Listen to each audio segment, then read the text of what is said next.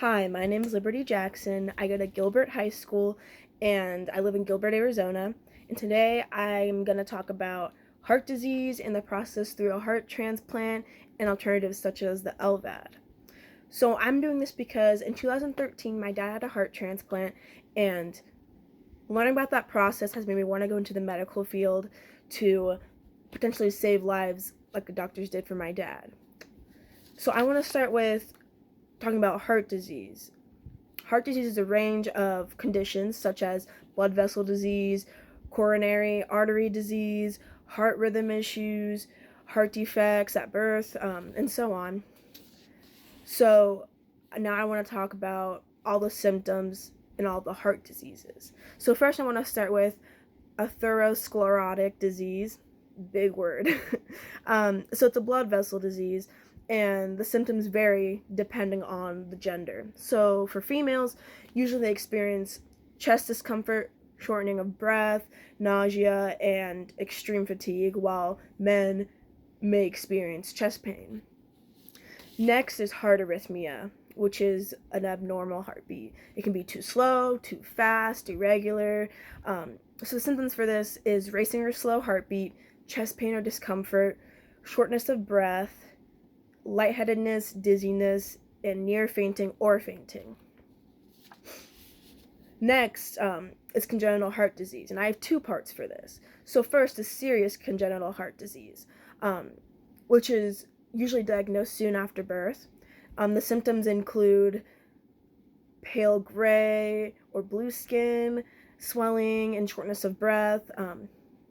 And then less serious congenital heart disease, it's usually diagnosed in late childhood or adulthood, and the symptoms usually are shortness of breath during activity, tiring easily after activities, and swelling. Next is dilated cardiomyopathy, which is weak heart muscles.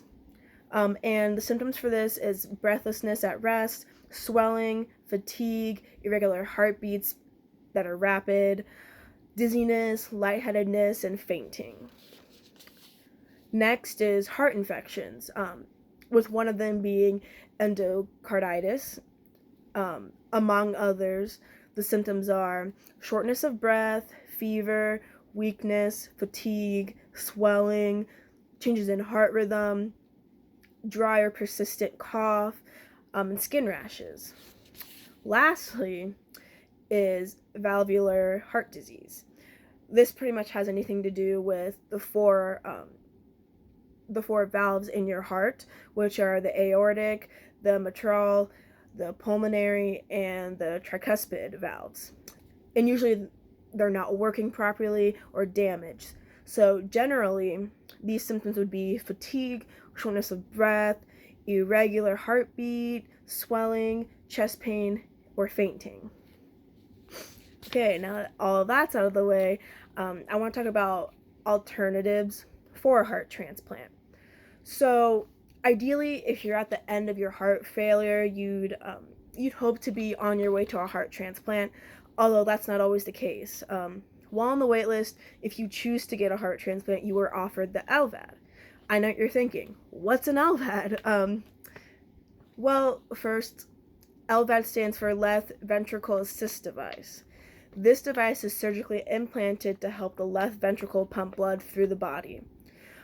Here's where it gets kind of crazy. Some people aren't eligible for a heart transplant, so they live their whole life with the LVAD. Others are eligible for a heart transplant, but decide they want to live using the LVAD. And lastly, I want to talk about the heart transplant and the process. So a heart transplant is performed when other treatments for a failing heart have failed. The transplant takes a healthy heart from a donor and replaces the failed heart. Before you get a heart transplant, it can take weeks to months. When a donor heart is available, the transplant has to occur within 4 hours for the heart to be functional. This is a major operation, but still, the survival rate is 85%. And so lastly, my sources I use for this presentation are mayoclinic.org and stanfordhealthcare.org. Thanks.